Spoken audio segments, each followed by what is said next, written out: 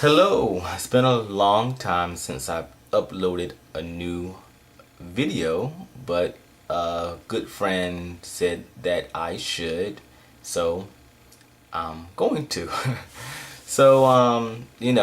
This whole video um, blog cast, the way you want to call it, is about spiritual callings, my spiritual calling, and maybe through me looking at my spiritual calling, other people become more aware of their spiritual calling. So when I mean by spiritual calling, I mean everybody on earth has something that they're supposed to do, or something that they're born to do well, you know. So spiritual calling is just that. It's just what you're born to do, or what you do well, and you doing it, and that's pretty much it. It has nothing to do with spirits or anything like that.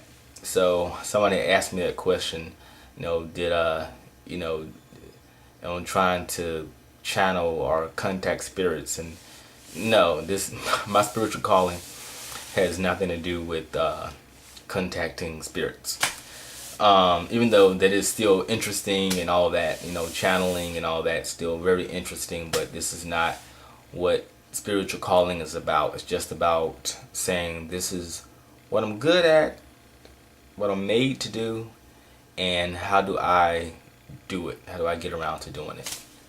So, people like Bill Gates, Oprah Winfrey, Barack Obama, these people know what they do well, and they did it, and they are like extraordinary good at it, and they're not easy jobs that they do, but because they are so good at that very thing, if it's asking people questions, running a country, making computers, making iPads, whatever, rest in peace Steve Jobs, they are born to do that. And for someone probably like me, I couldn't run a country, not interested in running a country, but so it would be a nightmare for me. But for Barack Obama, it's pretty easy. And I think sometimes he try to act like he's stressed out. I don't believe he's stressed out at all. I think he knows exactly what the plan is, and he knows exactly what he wants to do, but people give him a hard time because he's so easygoing. So what lately I've been doing. It's been a while since I did another video blog, but I've been learning a lot. And what I've been learning is abundance. My spiritual calling has to do with abundance. So what that means is abundance. What is abundance? Abundance is a lot of something. So much of something that you have more to give. You have so much of something is in access because you have so much of something. Health, love, money, all of that. You have a whole lot of. Plenty to give, plenty to waste. It's just a whole bunch of it, or whatever it is that you have.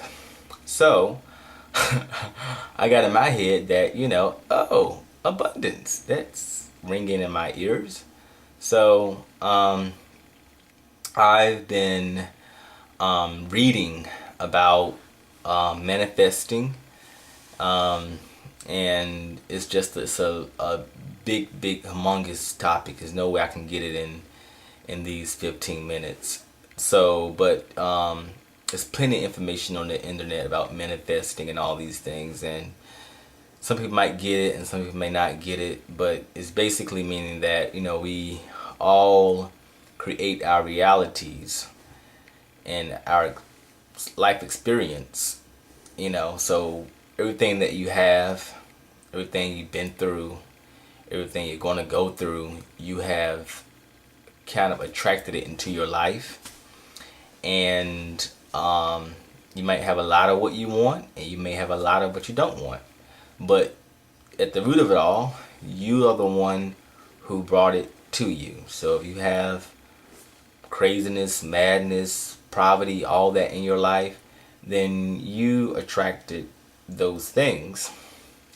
If you have a wonderful life and everything in your life is beautiful and you love it and it's great, then you attracted that as well. But manifesting wants to key in on, since you are the one who creates your reality and your experience, then why don't you create the best experience you possibly can? So when you manifest, you are trying to say, this is what I want, this is the experience that I want to experience, and then you call it out, and then that is what that's what happens, that's what transpires. But it's a skill, because people discover that they're still not getting what they want. They might get some of what they want, but not all that they want. So the question is that I've been looking at, I've been studying for the last couple of months. That's why I haven't been doing videos. I haven't been doing videos because I've been researching this, and the best research is just live your life and pay attention. And what I've been paying attention to is the reason why things don't manifest like they supposed to, or as quickly as they supposed to, is because we make the mistake of having our mind everywhere. You know, we're thinking about this, thinking about that, negative thoughts, letting people come in that shouldn't be in our lives. All that pulls you away from what it is that you really want. So you have to focus on what you want and be about the thing that you want, and then that's how things materialize into the physical. So I've been researching and manifesting car and manifesting, house repairs and just all kinds of things I've been manifesting, and it's been a great experience. Very tiring, because when you're first learning about manifesting and you're actually doing it, it is very, very overwhelming and tiring. So it's best to learn it slow, I guess. But once you get it, you understand it, it's very easy. But I've been manifesting stuff quick. Car, quick. Getting house fixed, quick. I want to pay something off quick, So when you're doing something real quick, it takes a lot of energy out of you. And also you're studying all this stuff, and the more you study about it, the more stuff you find about it, and so it's very overwhelming. So, but I don't want to drag you through all that, the ins and outs of manifesting, because it's a lot of information. I mean, it's a lot of stuff that goes into manifesting, and the more you dig, the more you will find about how do you create what it is that you want, and if you dig deep enough, it says that it talks about there's a place where our wants and desires and all those things are actually created. There's a place where all that stuff is created, and then it magically appears here where we can see it. But sounds kind of out there, but when you start studying it, you really find out that this stuff is very very kind of out there. So back to the spiritual calling, abundance, and I'm teaching abundance. In order to teach abundance, you have to have abundance, because you can't go out telling people that my spiritual calling is teaching people about abundance, and they're like, look at you, you don't have abundance. You're living in, this situation, or you don't have this and you don't have that. If you want to talk about abundance, and that's the spiritual calling, then you really need to have your money where your mouth is. So I really took it upon myself to learn about manifesting, and asking myself the entire time, why is this important to me? Why is this important? Why am I learning about manifesting? I mean, we're always manifesting, but why am I learning about deliberately bringing stuff a whole bunch of stuff into my life, cars and houses and all this stuff that can be an administrative nightmare if you're not careful. But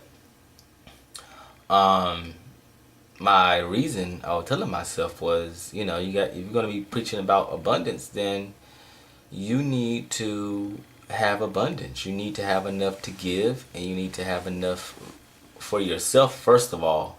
But even after you have enough for yourself, you must have enough to even give. So to me, manifesting is very important.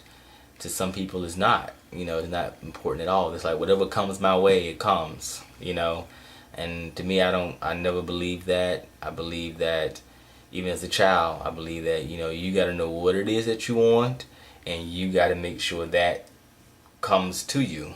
Because if you don't, then don't complain when you're getting nothing. So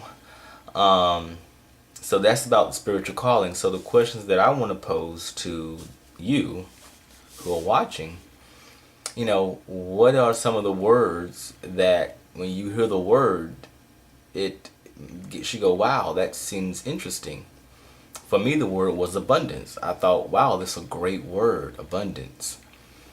For somebody else, the word could be, I don't know, there are lawyers out there, they're computer technicians, they're CEOs of companies, they're psychologists, therapists, preachers. All these people have gravitated to doing a job. And I hope that when they first heard that word, they thought, wow, what is that? That sounds really interesting. I want to know more about that. And that's why they gravitated to that particular